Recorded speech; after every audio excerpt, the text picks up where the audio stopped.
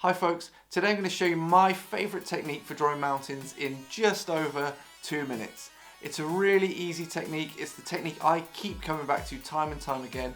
In all the years I've been drawing maps, this is the way I love to do it. We're going to use Pigma Micron 02 and 005 pens and Bristol board paper for this, but you can use any pens. As always, just use whatever you've got at home. Don't let waiting for equipment stop you drawing. We're going to use the outlines map that we did in the last 2-minute tutorial, which is linked here. So strap yourself in for the next 2 or 3 minutes. You ready? Of course you are. Let's go. Okay, so to start out, I've gone through our original coastlines map. I've been through and added all the cities that I'm going to include. So I've got little circles and a little area for the text. And next up, I've taken some lines very faintly where I think the mountain ranges are going to go. So we're going to very slowly just go in, and where the mountain ranges meet, we're going to start drawing bigger mountains. It's a nice easy technique at this point, just drawing kind of little peaks. You can curve some, spike some, doesn't really matter right now. Okay, that's looking good for the pencil sketch. First of all, I'm going to go over an ink. So we take our 02 pen, and you can see this process is really nice and simple. And don't worry if you don't follow your pencil marks exactly, they're really just a guide. What we really want to avoid is any mountains coming down and linking at the same point of the peak, so we always want them slightly overlapped behind.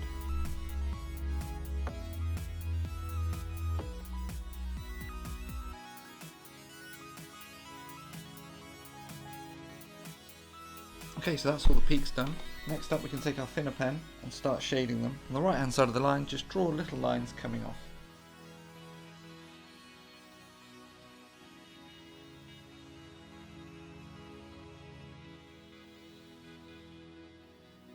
And where we have a little dip like this, on the sort of right hand edge of it, we're just going to do a few tiny little things there.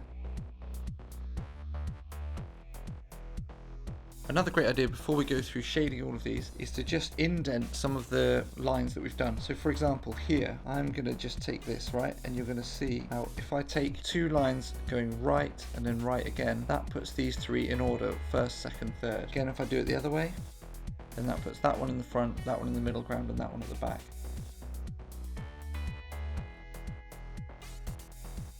So we've done that, we can carry on with the shading.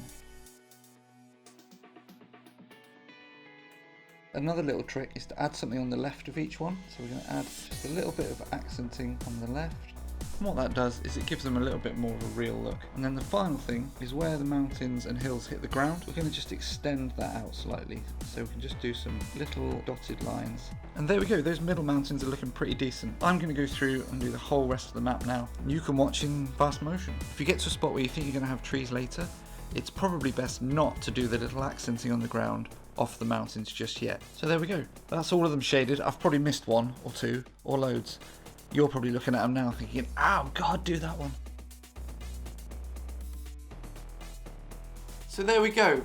Almost 3 minutes, but you can let me off because mountains are pretty important on your fantasy maps. I think that's a great technique. I hope you do too. I'd love to see what you come up with. If you try out the technique, show me, tag me on Instagram, leave me a link in the comments down below. I'd love to see your work. Anyway, next time we're going to move on to trees, so don't forget to subscribe and like the video if you got a bit of value from it. I'll see you next time. Cheers.